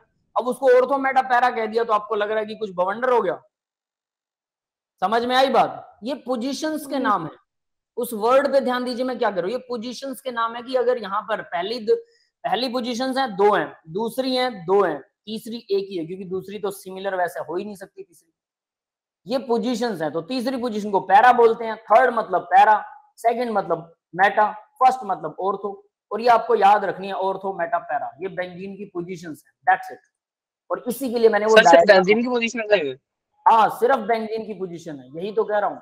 बेंजीन के ऊपर अगर ऑर्गेनिक केमिस्ट्री मुश्किल लग रही है, ऑर्गेनिक केमिस्ट्री में बेंजीन का स्ट्रक्चर आपको याद रखना होता है, जो मैंने बनाया है, 6 कार्बन 6 हाइड्रोजन 3 डबल बॉन्ड होते हैं, 3 डबल बॉन्ड होते हैं, तो ये वाला स्ट्रक्चर आपको याद रखना पड़ेगा। अभी आ गया ये, इसलिए आपको ऐसा लग रहा होगा कि ये पता नहीं क्या मुश्किल सा चीज है, पहली बार कर रहे हैं इसलिए आपको लग रहा है, लेकिन ये वाला स्ट्रक्चर आपको याद करना है, सीधी सी बात ये। समझ में आ गया सबको? यस सर, आ गया। अब देखो, अब सर जो ये बेंजीन हाँ बोलो सर, जो हमारी ऑर्गेनिक पार्ट होगा उसके अंदर मतलब अभी उसकी स्टार्टिंग होगी इस चैप्टर से ऑर्गेनिक की? कुछ स्टार्टिंग नहीं है बेटा, सिर्फ एक चीज है, ये सिर्फ एक चीज जो ऑर्गेनिक का इन्होंने कोई एग्जांपल दे दिया तो मैंने उसको समझाया कि ऑर्थो, मेटा, पैरा का क्या मतलब है, और अगर मैं ना बताऊं और सीधा बोल दूं एग्जांपल है याद कर लो, तो आप चुप करके याद भी कर लोगे, ये मेरे को पता है, लेकिन मैं थोड़ा सा उसको बेटर कर रहा हूँ, तो आप लोगों को अब वहां पे शुरू हो गए है ना कि कोई नई चीज आ रही है, पता नहीं क्या है इसमें क्या नहीं है। सिर्फ जो बताया गया है कि ये नेमिंग होती है ऑर्गेनिक के अंदर, ऑर्थो, मेटा, पैरा 3 पोजीशनें हैं, 1 2 3 वो लिख दो, उसकी बजाय साइंटिफिक लैंग्वेज में उसको ऑर्थो, मेटा, पैरा कहते हैं, दैट्स इट। बेंजीन के केस में ये शुरुआत नहीं है, ये सिर्फ एक मॉलिक्यूल है जिसका एक नाम आया था, और वो मैं नाम ना ही बताता तो ज्यादा अच्छा है। मेरे को ऐसा लगता है कि आप लोगों को बताना कम चाहिए, है ना, क्योंकि आप लोग उसको उसके ऊपर अटक जाते हो, सर ये समझ नहीं आया, ये समझ नहीं, किसी का नाम समझते हो क्या कभी? ये नाम है 1 2 3 पोजीशंस के, तो मुझे नहीं लगता कि इसके अंदर कुछ मैंने अलग बताया, सिर्फ नाम बोले हैं, बेंजीन का स्ट्रक्चर है, नाम है 1 2 3। हाँ रचना बेटा बोलो। सर जैसे यहाँ पे एक एग्जांपल है ओ फ्लोरोफेनॉल। सर तो ये ओ ऑर्थो को रिप्रेजेंट कर रहा है। हाँ अभी वहां पहुंचेंगे बेटा, रुक जाओ। अभी पहले जो ये याद करने के लिए बोल रहा हूँ, ये याद हो गया तो वो अपने आप ही यस आ सर, जाएगा। हो गया। इसके लिए तो इसको याद करवा रहा हूँ, इसीलिए सर इसको ये याद वाला करवा तो रहा हो हूँ कि गया। वो अगर ये याद हो गया तो वो अपने आप आ जाएगा। और अगर उसको डायरेक्ट याद करने के लिए बोलूं, आप डायरेक्ट भी कर लोगे, मेरे को पता है, क्योंकि फिर कोई क्वेश्चन ही नहीं उठेगा, है ना। यही एक प्रॉब्लम होती है कि जब हम किसी चीज को शुरू करते हैं, मैं बोलता हूं कि हर जगह पर कुछ थोड़ा सा हिंट दे दूं ताकि आपको आगे आने वाले टाइम में वो चीज आसान लगने लग जाए। हल्का हल्का नाम, अंग्रेजी नाम है भाई, इंग्लिश के नेम है ना, उल्टे सीधे नेम है, या चिंग पांग चुंग चाइनीज नेम है, हल्का हल्का बता दिया भाई। ची ची कोई नाम होता है, अब आप उसके ऊपर बवंडर डालने लगे, ची ची तो कुछ और चीज होती है सर, ये होता है वो होता है, वो एक नाम है, चाइनीज नाम है, समझ गए। लेकिन अगर वो ना बताया जाए और डायरेक्ट फिर मैं बोलूं देखो ये चाइनीज लैंग्वेज है, इसको ऐसे याद करना है, वो याद कर लोगे। बट अगर उसका हिंट दे दिया जाए कि भाई ऐसे नाम भी आएंगे आगे, तो उसके ऊपर डिस्कशन शुरू हो जाती है। उसको डिस्कशन करने की बजाय उसको सोचो कि आपको आगे का हिंट दिया जा रहा है कि ऐसी चीज आगे आएगी। ये ऑर्गेनिक का हिंट है कि बेंजीन में ऐसे नाम आएंगे, बहुत सारे नाम आएंगे। क्या करोगे फिर भी चुप करके रट्टा लगाओगे, है ना। तो वो चीज तो याद रखनी ही पड़ेगी। नाम तो सबको अपने अपने याद रखने पड़ते हैं ना, दूसरों के नाम भी याद रखने पड़ते हैं। तो वैसा ही है कुछ। तो यहाँ पर भी ये बेंजीन की कुछ पोजीशंस हैं जिसके ऊपर इनके नाम आए हुए हैं, बस। अब बात करते हैं इनके एग्जाम्पल की। बेंजीन, यहाँ पर एग्जाम्पल ले लेते हैं बेंजीन का। ये बेंजीन बना दी, बेंजीन को ऐसे ट्रिपल बॉन्ड से या फिर बीच में, क्योंकि ये ट्रिपल बॉन्ड रोटेट करता रहता है, रेजोनेंस में रहता है ये, रेजोनेंस। ये डबल बॉन्ड इधर चला जाता है, ये इधर आ जाता है, ये इधर आ जाता है। तो क्योंकि ये तीनों रेजोनेंस में रहते हैं, इसलिए हम इसको जीरो बना के भी दिखा सकते हैं। अब मैंने यहां पर लगा दिया OH ग्रुप, इस जगह पर सपोज दैट मैंने OH लगा दिया, एक O लग गया और एक H लग गया। यस, समझ में आया ये? Yes sir. अब ये पहला ग्रुप हो गया। इस ग्रुप के अगेंस्ट ये वाली पोजीशन, ये वाली पोजीशन, ये दोनों ऑर्थो हैं। ये वाली पोजीशन, ये वाली पोजीशन, ये दोनों मेटा है। और ये वाली पोजीशन, ये पैरा है। समझ में आया? मतलब ये जरूरी नहीं है कि वो हेड के ऊपर ही ग्रुप लगेगा, कहीं पे भी लगा दो, एटम तो घूम सकता है ना, ये पूरा का पूरा मॉलिक्यूल। तो दो ऑर्थो, दो मेटा, दो पैरा होंगी। अब इसने क्या किया, ये कहता है यहाँ पर सर इसका मतलब हो गया कि अगर हम जो सबसे पहले लगाएंगे वो हमेशा हेड पे ही लगेगा। कहीं पे भी लगा दो पहले, क्यों हेड पर लगेगा? मॉलिक्यूल घूम नहीं सकता क्या? 3D में मॉलिक्यूल नहीं देखा? अगर आपने ऑर्थो पे जैसे लगाया, मान ऑर्थो पे लगाया ना, तब तो आपने इसको OH को, ऑर्थो पे किसने कहा OH को ऑर्थो पे लगाया? ऑर्थो ही तो अपने आप ऊपर लिख रखा है ना। अच्छा, ये बेंजीन दिखाई दे रहा है, ये बेंजीन जैसा है, दिख रहा है? यस सर, दिख रहा है। तो अगर इसको आप ऑर्थो मान रहे हो, अगर मैं इसको ऐसे घुमा दूं, ऐसे, अभी ऑर्थो साइड में चली गई, मॉलिक्यूल है ये, तो कैसे भी घूम सकता है। यस और नॉट? Yes sir. और ये चारों तरफ से एक जैसा होता है। ये मेरे पास जो है ये शायद एक तरफ से थोड़ा बड़ा है, लेकिन ये चारों तरफ से एक जैसा होता है। आपको ऐसे घुमा दूंगा तब भी वो सेम नजर आएगा, ऐसे घुमा दूंगा तब भी वो सेम नजर आएगा। तो ऑर्थो मैंने क्या बोला कि अगर किसी पोजीशन पर ग्रुप लगा है, उस ग्रुप के अगेंस्ट पहली, दूसरी, तीसरी, प्रतीक बेटा अपना माइक बंद कर दीजिए, उस ग्रुप के अगेंस्ट पहली, दूसरी, तीसरी पोजीशन को ऑर्थो, मेटा, पैरा बोलते हैं। उस ग्रुप से काउंट करना शुरू करते हैं हम। अब अगर ग्रुप यहां लगा रखा है, इस ग्रुप से काउंट करेंगे पहली, दूसरी, तीसरी, ऑर्थो, मेटा, पैरा। यहाँ पहली, दूसरी, तीसरी, ऑर्थो, मेटा, पैरा, ये ऐसे काउंट हो रहा है। तो ग्रुप कहीं पर भी लगा दो, यहां ग्रुप लगा दिया तो इसके अगेंस्ट ये और ये ऑर्थो होंगी, ये और ये मेटा होंगी, ये पैरा होगी, ये पैरा है, ये दो मेटा है, ये ऑर्थो है। समझ में आया? Yes sir. तो ये कुछ वैसे वर्क यस सर, आ गया। तो सीधी सी बात है, तो ये ऑर्थो पर लगा हुआ। अभी पहला OH ग्रुप है और OH ग्रुप के साथ नाइट्रो ग्रुप लगेगा ऑर्थो पर। डबल बॉन्ड हो, नाइट्रो ग्रुप ऐसा होता है, डबल बॉन्ड हो, और ये ऑक्सीजन जो होती है वो नेगेटिव चार्ज होती है, नेगेटिव चार्ज। समझ में आया? Yes sir. ये NO2 ग्रुप है। तो NO2 ग्रुप के अंदर नाइट्रोजन के ऊपर पॉजिटिव चार्ज होता है, याद रख लेना, ऑक्सीजन के ऊपर नेगेटिव होता है। तो यहाँ हाइड्रोजन पर क्या होगा? स्लाइटली पॉजिटिव, ऑक्सीजन पर स्लाइटली नेगेटिव। ऑक्सीजन हाइड्रोजन के इलेक्ट्रॉन छीन रही है, और इधर इस ऑक्सीजन पर कंप्लीट नेगेटिव है। इन दोनों के बीच में ये वाला बॉन्ड बनेगा, ये है हाइड्रोजन बॉन्ड। अब ये एक ही मॉलिक्यूल है ना, दो अलग अलग मॉलिक्यूल तो है नहीं ये। समझ में आया? यस सर, आ गया। इसलिए सर, इसको हम हमारे पेपर में इंट्रा आएगा। मोलिकुलर हाइड्रोजन बॉन्ड बोलते हैं। Within the molecule hydrogen bond बन रहा है। Same as it is ortho fluorophenol, ortho पर फ्लोरो लगा हुआ है, यानी कि यहाँ हाइड्रोजन की OH के साथ, OH तो वही रहेगा, ठीक है, OH तो सेम टू सेम रहने वाला है। ये बेंजीन है, यहाँ पर O लगा है, ये H लगा हुआ है, और इस जगह पर मैंने फ्लोरीन जोड़ दिया। तो फ्लोरीन ऑब्वियस सी बात है ये स्लाइटली नेगेटिव होता है, हाइड्रोजन स्लाइटली पॉजिटिव है, ऑक्सीजन स्लाइटली नेगेटिव है। तो हाइड्रोजन और फ्लोरीन के बीच में जो बॉन्ड बनेगा, मतलब अट्रैक्शन फोर्सेस आ जाएंगी, बॉन्ड नहीं है ये, और इसको बोलेंगे हाइड्रोजन बॉन्ड।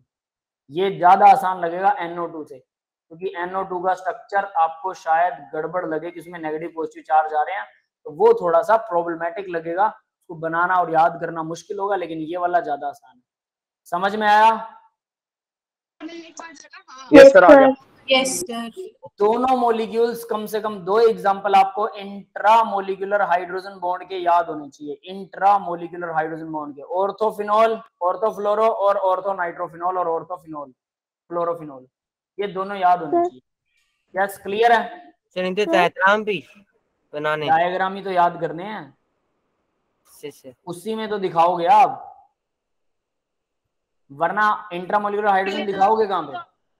सर हाँ बेटा। सर इसमें जो फेनॉल सफिक्स लग रहा है सर, मतलब ये जैसे किसी ग्रुप को शो कर रहा है क्या लग रहा है सर? फेनॉल बेटा? नेमिंग बाद में करेंगे, ऑर्गेनिक की नेमिंग अभी हमने ऑर्गेनिक की शुरू नहीं की, तो नेमिंग तो मतलब ही नहीं है, अभी कुछ नहीं, सीधा रट्टा मारो इस नाम का कि ये स्ट्रक्चर, इसका नाम ऑर्थोफिनॉल होता है, बस फ्लोरोफिनॉल, सीधा याद कीजिए। फिनोल का मतलब होता है बेंजीन के साथ OH लगा हो, उसको फिनोल बोलते हैं, और फिनोल की ऑर्थो पोजीशन के ऊपर फ्लोरीन लगा हुआ है, बस। हाँ बेटा बोलो।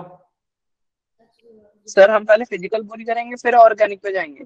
बिल्कुल ऑब्वियस है, सारा कुछ पूरा करने के बाद लास्ट में ऑर्गेनिक करने वाले हैं, बिल्कुल लास्ट में, और उससे पहले ऑर्गेनिक करने से पहले जनरल ऑर्गेनिक केमिस्ट्री करेंगे GO से।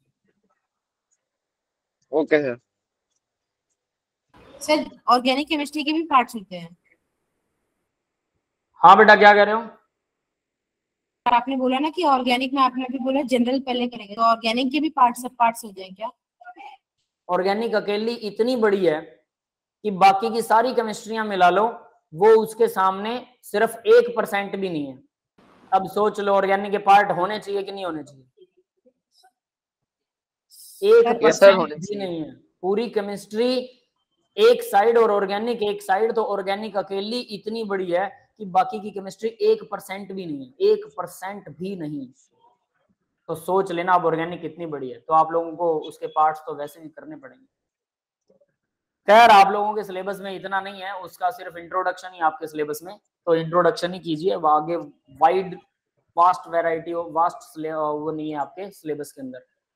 Effect of hydrogen bond on physical property. Physical property hydrogen bond का क्या फर्क पड़ता है भाई? इंटरमोलिकुलर हाइड्रोजन बॉन्ड, तो मैंने आपको बताया था वाटर जो है, अल्कोहल इन वाटर, ये अल्कोहल और ये वाटर है, ये दोनों आपस में हाइड्रोजन बॉन्ड बनाते हैं तो घुल जाते हैं ये। Few organic molecule soluble in water, solubility in water, polar solvent में पोलर घुलेगा, like dissolve like, water polar molecule होता है, पोलर मतलब slightly negative slightly positive, 2 pole बनते हैं इसमें, तो नेगेटिव पॉजिटिव को नेगेटिव पॉजिटिव अट्रैक्ट करेगा, तो लाइक डिसॉल्व लाइक के हिसाब से ये इसको अट्रैक्ट करने वाला है। तो इसको बोलते हैं कि कोई चीज घुलने के लिए हाइड्रोजन बॉन्डिंग उसमें हेल्प करता है। ये समझ में आ गया? यस सर, आ गया। Yes sir. तो डिफरेंट मॉलिक्यूल के बीच में हाइड्रोजन बॉन्ड बन रहा है, तो इनकी अच्छी पटरी है भाई, अच्छी पटरी है, तो इनके बीच में डेफिनेट सी बात है एक दूसरे में घुल जाएंगे ये, ठीक है। तो पहला तो सोल्यूबल इन वाटर, सोल्यूबिलिटी के लिए। अदर एग्जांपल है glucose, fructose dissolved in water, ये भी ग्लूकोज ये डिसॉल्व हो जाते हैं पानी में, क्यों? इनमें भी कहीं ना कहीं हाइड्रोजन बॉन्ड बनता है, याद रखिएगा, इनमें भी हाइड्रोजन बॉन्ड बनता है। ग्लूकोज ग्लूकोन डी को बोलते हैं, वो ग्लूकोन डी जो टीवी में दिखाता है ना, ग्लूकोन डी पीने से ताकत आ जाती है, वैसा कुछ। Yes sir, instant energy. Glucose है, चीनी नहीं होती है। चीनी के अंदर ग्लूकोज और फ्रुक्टोज इन दोनों का मिक्सचर इकट्ठा एक मॉलिक्यूल होता है। ग्लूकोज का मॉलिक्यूल और फ्रुक्टोज का मॉलिक्यूल जब आपस में जुड़ जाते हैं उसको बोलते हैं चीनी, जो खाने वाली चीनी आती है, शुगर, केन शुगर से जो आती है। और ग्लूकोज को अलग निकाल लो, फ्रुक्टोज को अलग निकाल लो। फ्रुक्टोज जो है हमारी चीनी के अंदर, फ्रुक्टोज एक ऐसी चीज है जो बहुत खराब है हमारी हेल्थ के लिए, बहुत खराब, इसलिए कहते हैं चीनी नहीं खानी चाहिए, क्योंकि चीनी में फ्रुक्टोज होता है। ग्लूकोज इतना खराब नहीं है, मतलब अकेला ग्लूकोज जरूरत से ज्यादा खाना वो भी खराब है, बट एटलीस्ट फ्रुक्टोज जरूरत से ज्यादा खराब है। फ्रुक्टोज की वजह से शुगर होती है लोगों को, ग्लूकोज की वजह से नहीं।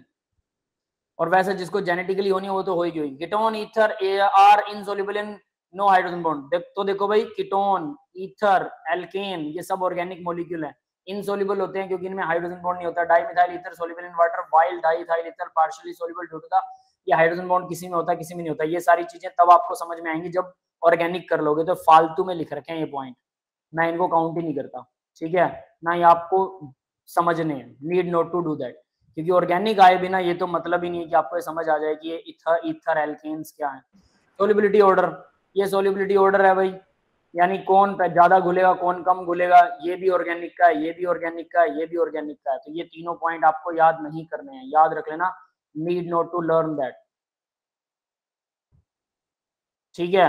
आगे तो हम इसको क्रॉस कर सकते हैं, ऑर्गेनिक, ठीक सर। ऑर्गेनिक सिर्फ ये लिख रहा हूं, ये पार्ट ऑर्गेनिक के हैं, तो जब तक ऑर्गेनिक नहीं आती तब तक आपको समझ में नहीं आने वाले, ठीक है। हाँ बेटा कुछ कह रहे हो? सर हाइड्रोजन बॉन्डिंग में ज्यादातर मतलब एग्जांपल्स ऑर्गेनिक से ही है? नहीं ऐसा कुछ नहीं है, हमने इनऑर्गेनिक वाले एग्जांपल किए ना, ये तो बस इन्होंने फालतू में ऐसे जोड़ रखे हैं पीछे से, फालतू के पॉइंट जोड़ने वाली बात है। वो एसएस होता है ना, जैसे सोशल स्टडीज के अंदर फर्स्ट वर्ल्ड वार के क्या रीजंस थे, तो फालतू के रीजन बताते हैं। दोनों देशों के बीच में, देशों में गुटबाजी हो गई थी, कंट्रीज के बीच में एक दूसरे को धमकियां देते थे, वो लेटर लिखते थे धमकी भरे, अपनी बात मनवाना चाहते थे, अपना विस्तार करना चाहते थे।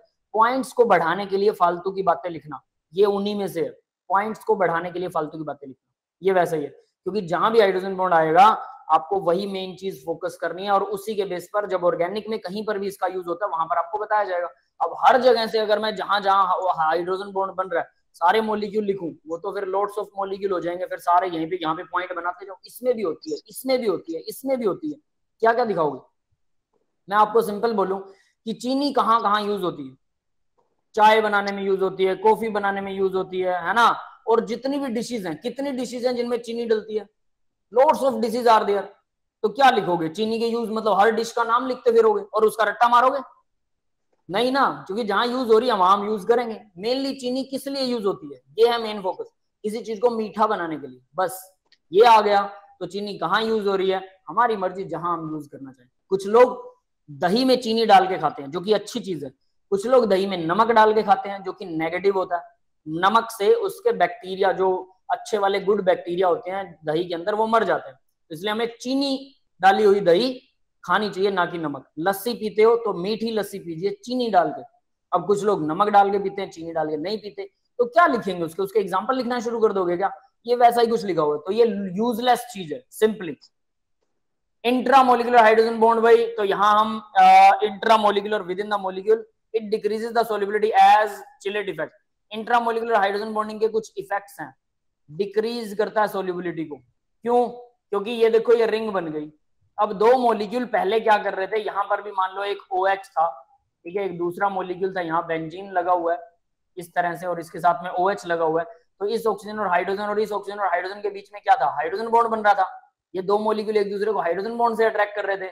लेकिन अब क्या होगा, हाइड्रोजन बॉन्ड तो इनके बीच में नहीं बन रहा, वो आपस में ही बन गया, तो वो दूसरे मॉलिक्यूल को अट्रैक्ट नहीं करेगा। अट्रैक्ट नहीं करेगा तो सोल्युबिलिटी, दो मॉलिक्यूल एक दूसरे को अट्रैक्ट नहीं कर रहे तो उनकी सोल्युबिलिटी भी घट जाती है ना। ये समझ में आ गया?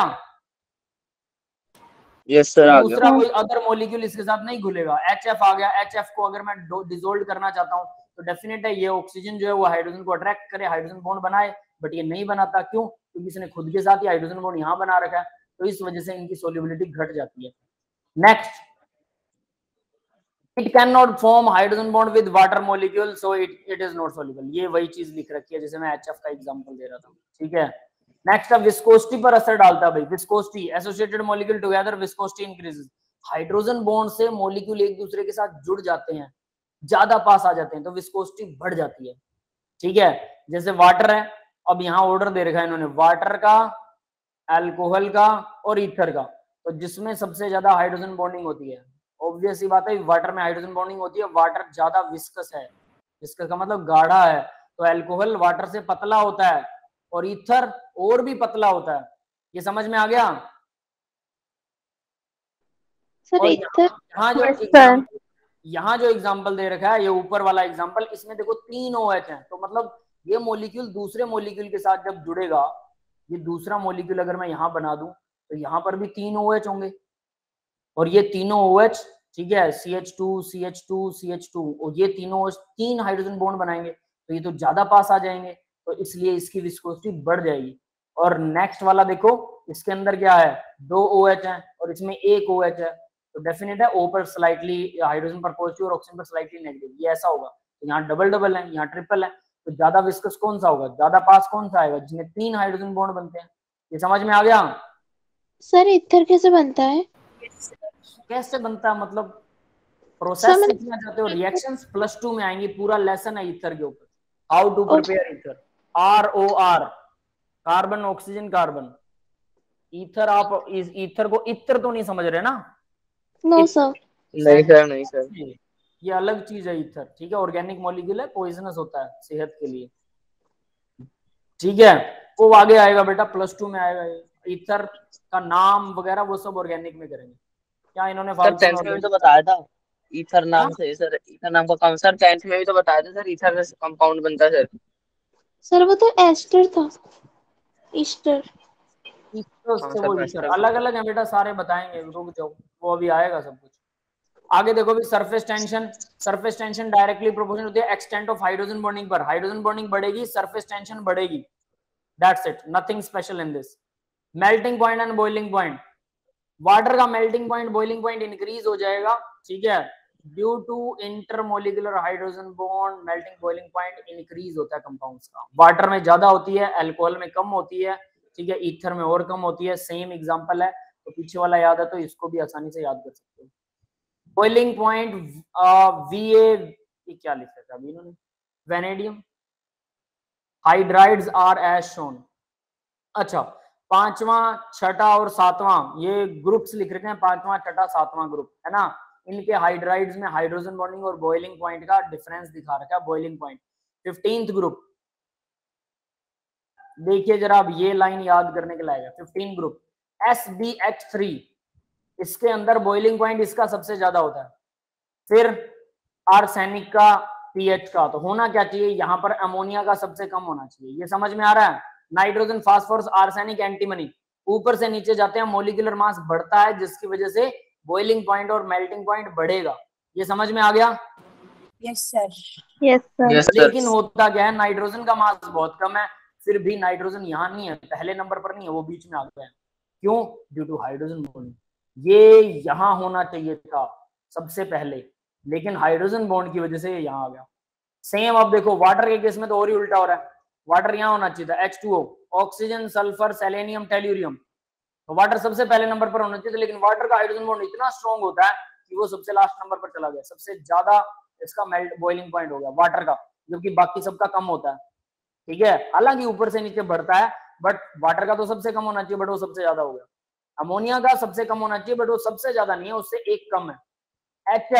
HF भी वैसे है, क्लोरीन, फ्लोरीन, ब्रोमीन, तो देखो पहले क्या आएगा, फ्लोरीन आएगा, HF, फिर क्लोरीन, ब्रोमीन, आयोडीन, लेकिन यहाँ पर फ्लोरीन भी ऐसा करता है, वो सबसे लास्ट में चला जाता है। समझ में आया ये ऑर्डर? यस सर, आ गया। यस और ये सर। ऑर्डर याद होना चाहिए, बहुत काम का ऑर्डर है ये याद रख लेना। आगे देखिए, but sudden increase in the boiling point, ammonia, water and due to hydrogen bond, ये इन्होंने रीजन दे रखा है, due to hydrogen bond, due to hydrogen bond, hydrogen bond की वजह से इन तीनों के डिफरेंस आ जाते हैं। तो वाटर, अब इनको आपस में अगर कंपेयर करें तो वाटर का, HF का, अमोनिया का, boiling point comparison due to combined effect of strength and number of hydrogen bond, तो यहाँ इन तीनों को कंपेयर करें, हमें लगेगा HF का सबसे स्ट्रॉन्ग होना चाहिए, लेकिन बॉइलिंग पॉइंट, HF का हाइड्रोजन बॉन्ड तो सबसे स्ट्रॉन्ग होता है, बट बॉइलिंग पॉइंट स्ट्रॉन्ग नहीं है, वजह बॉइलिंग पॉइंट वाटर का सबसे ज्यादा स्ट्रॉन्ग होता है, सबसे ज्यादा, क्यों? क्योंकि यहाँ पर effect of strength and number of hydrogen bond, इन दोनों को कंपेयर किया। इफेक्ट ऑफ स्ट्रेंथ तो HF की सबसे ज्यादा है, but number of hydrogen bond water में 2 होते हैं, नाइट्रोजन में 3 होते हैं, इन तीनों का जो बॉन्ड है हाइड्रोजन बॉन्ड, वो HF के अकेले से कम होते हैं, बट वाटर का जो बॉन्ड है वाटर के बीच में, वो HF से वीक होता है, बट वाटर में 2 हो जाते हैं, तो इसलिए ये HF से स्ट्रॉन्ग हो जाते हैं। तो सीधी सी बात है, ये ऑर्डर भी आपको याद करना है। ये समझ में आ गया? यस सर आ गया। Intramolecular hydrogen bonding give rise to the ring formation, so the force of attraction जो है वो वंडरवाल फोर्स ऑफ अट्रैक्शन कम हो जाती है, मेल्टिंग बॉइलिंग पॉइंट लो होता है। इंट्रामोलिकुलर हाइड्रोजन बॉन्डिंग के अंदर मेल्टिंग एंड बॉइलिंग पॉइंट लो हो जाता है, सीधी सी बात है। मोलिकुलर वेट तो मतलब उल्टा होता है। हाँ उल्टा होगा, इंटर में बढ़ जाएगा, इंट्रा में कम हो जाएगा। Molecular weight CH3 is double. अब ये भी एक हाइड्रोजन बॉन्ड का कंसीक्वेंस है। CH3COOH ये होता है एसिटिक एसिड, विनेगर, सिरका जिसे बोलते हैं, ये डबल हो जाता है इसका molecular weight and its molecular formula of its molecular formula, इसके मोलिकुलर फॉर्मूला से डबल हो जाता है। क्यों? Due to dimer formation okay और बाय हाइड्रोजन बॉन्ड। तो देखो ये ऐसे करके एक मॉलिक्यूल है और दूसरा मॉलिक्यूल इधर से दिख रहा है सबको? Yes yes sir. सर। दोनों मॉलिक्यूल्स के बीच में डॉटेड लाइन जो वो हाइड्रोजन बॉन्ड को रिप्रेजेंट करती है और ये दो इतने स्ट्रांगली जुड़ जाते हैं कि जब आप इसको बॉईल करते हो ना तो दो मॉलिक्यूल इकट्ठे ही बॉईल हो जाते हैं, दो इकट्ठे उड़ेंगे। समझ में आ गया? तो इसलिए इनका मॉलिक्यूलर मास जब हम निकालते हैं, कई मेथड्स है, +2 के अंदर आपके आएगा वो, तो वहां मॉलिक्यूलर मास जो है वो डबल निकलेगा इसका, और उसकी वजह ये है। ठीक है, अब फिजिकल स्टेट देखिए, ये मैं आपको बता चुका हूं, वाटर लिक्विड होता है और H2S गैस होती है, जबकि H2S का वजन बढ़ जाता है, फिर भी ये गैस है। क्यों? क्योंकि वाटर में हाइड्रोजन बॉन्ड होता है। वाटर एंड आइस, अब वाटर और आइस का भी आपको बता चुके हैं, बहुत हाइड्रोजन बॉन्ड है, give the density to water, तो density of ice is less than water, ये बताया था, उसके क्रिस्टल स्ट्रक्चर की वजह से डेंसिटी उसकी लेस हो जाती है। यहाँ नीचे वही स्ट्रक्चर दिखा रखा है, सेम है हाइड्रोजन बॉन्डिंग और क्रिस्टल वाला structure. Volume of ice is more because the open case structure, ये वॉल्यूम मोर क्यों होता है इसका? ओपन केस स्ट्रक्चर होता है इसका, इसके स्ट्रक्चर का नाम है open case structure. Formed by association of water molecule, help of hydrogen bond, water becomes solid due to the hydrogen bond among the water molecule are formed in tetrahedral manner, और ये बीच में खाली जगह होती है, इसने ये नहीं बोला, इस खाली जगह की वजह से आइस का वॉल्यूम कम हो जाता है, वॉल्यूम बढ़ जाता है सॉरी, और डेंसिटी कम हो जाती है। मास बाय वॉल्यूम होता है, वॉल्यूम बढ़ेगा तो डेंसिटी कम होगी। यस, क्लियर है ये सबको? Yes sir. जेई मेंस और जेई एडवांस दोनों में ही ऑर्गेनिक से काफी बड़ा पोर्शन आता है, और जीओसी बहुत इंपॉर्टेंट है। जीओसी अगर आपने कर ली तो समझ लो लगभग 30 से 40% ऑर्गेनिक हो जाती है। 30 से 40% ऑर्गेनिक आपकी जीओसी से ही लिंक रखती है। जीओसी होने के बाद में सब कुछ हो जाता है। जीओसी क्या है? General organic chemistry, general organic chemistry, basic कह लो ऑर्गेनिक केमिस्ट्री का, एबीसी सीखेंगे उसमें। अब आगे देखिए, गोल्डन की पॉइंट्स है भाई, स्ट्रेंथ ऑफ एसिड, तो एसिड की स्ट्रेंथ किस पर डिपेंड करती है? अगर हाइड्रोजन बॉन्ड बन गया तो एसिड की स्ट्रेंथ वीक हो जाएगी, हाइड्रोजन बॉन्ड नहीं बनेगा तो एसिड की स्ट्रेंथ बढ़ेगी। ये भी ऑर्गेनिक का है, हम इसको भी वैल्यूएट नहीं करने वाले हैं, ठीक है? ये भी ऑर्गेनिक के अंदर ही आप सीखोगे। ऑर्गेनिक में +2 में सारी चीजें डिटेल में आएंगी, लेकिन यहाँ पर ऑर्गेनिक का बेसिक किए बिना नहीं आना चाहिए। ये बेसिक किए बिना इन्होंने जो डाल रखा है वो सही नहीं है, ठीक है? एट लीस्ट मैं इसको लिख रहा हूँ कि बस एसिड की स्ट्रेंथ बढ़ जाती है अगर हाइड्रोजन बॉन्ड नहीं है, तो अगर हाइड्रोजन बॉन्ड है तो वीक हो जाएगी, उल्टा होगा, ये याद रख लेना। बस इतना सा याद रखो, बाकी कुछ नहीं है। देखते हैं आगे क्या आता है। ये पेज हैंग हो रहा है क्या? लास्ट पेज आई थिंक, ये थोड़ी देर लगाएगा ये।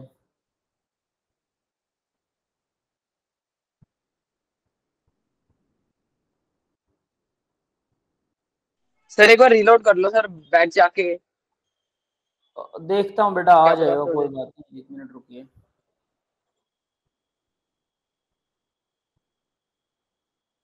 थोड़ी देर में आ जाएगा, रीलोड नहीं होता, कई बार वो हैंग ही ऐसा हो जाता है कि वो रीलोड होता ही नहीं है, ठीक है? खैर चलिए देखते हैं अब इसको। मेरी दूसरी क्लास भी शुरू, आज आप लोगों की दूसरी क्लास है क्या? Yes sir. Yes sir. बस मेरी भी वो स्टार्ट हो रही है अब, ठीक है? तो देखते हैं अब जरा इसको।